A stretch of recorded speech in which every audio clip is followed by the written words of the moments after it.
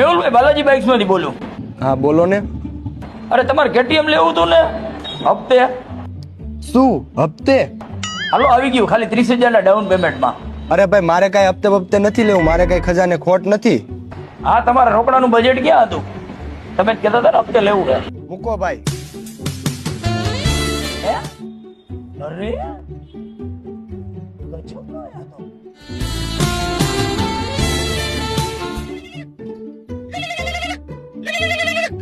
Hello. એલા ક્યાં છો? બસ સ્ટેન્ડ આવ ને તેડવા.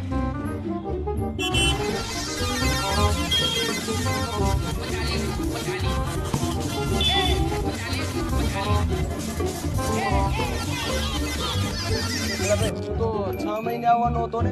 અરે ભાઈ ઇઝરાયલમાં હમાસ નું યુદ્ધ ચાલુ થઈ ગયું. તો હું તારો ભાઈ ને લીધા દીધા વગરનો ધંધે